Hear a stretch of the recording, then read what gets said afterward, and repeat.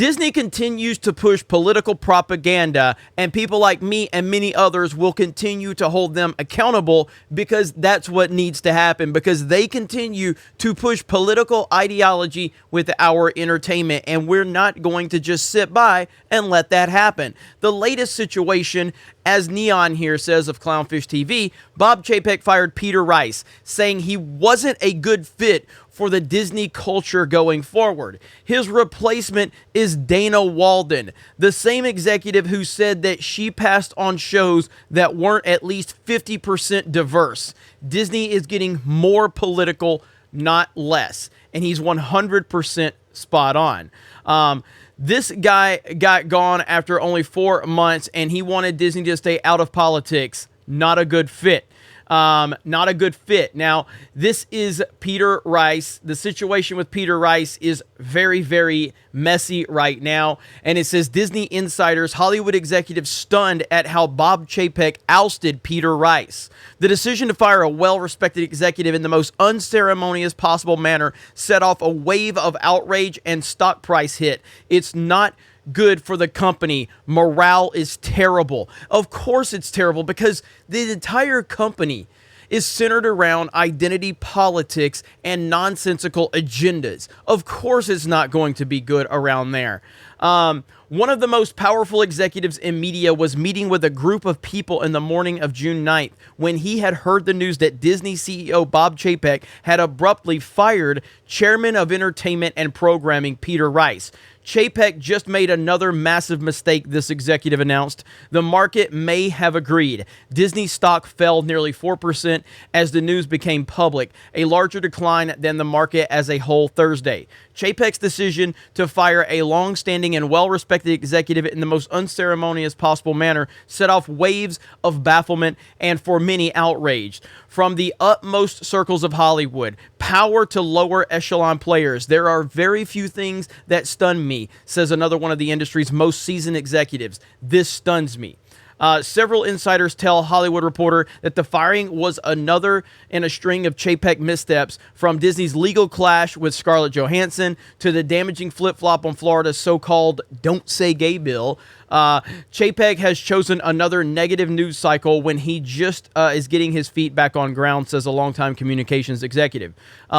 Also receiving negative reviews from the statement of the board's confidence and support from Chapek, from Chairwoman Susan Arnold. Some high-level executives at other companies said the board has already sent a message of something less than full confidence by failing so far to renew Chapek's contract with only months left before it expires. You let the CEO get within a year of his contract being up, says one longtime industry power player. That by itself is a statement of non-support. A vote of confidence is nonsense. It is the most Mickey Mouse company. It's so dysfunctional.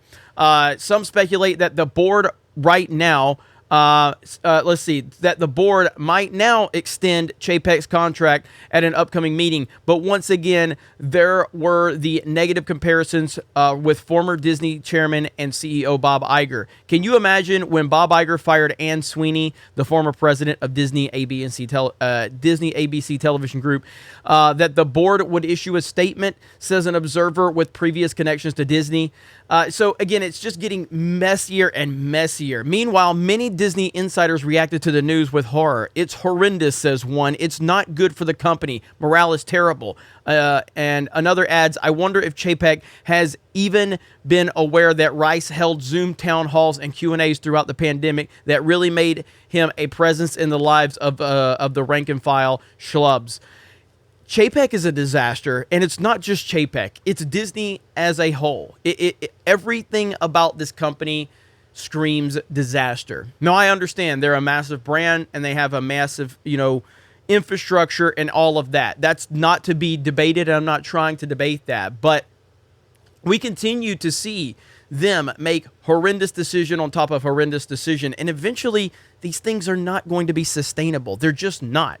People are going to get tired of this at some point in time, and there will be another entertainment entity that will take the place of this if you're willing to take politics out of it and take agendas out of it and just give people good quality, family-friendly entertainment. This is not very difficult, but Disney has proven that they are absolutely positively not interested in this whatsoever. We saw the embarrassing phone call, the Zoom call with Bob Chapek, where he bent the knee to identity politics. It was pathetic to hear him just grovel and whine and cry.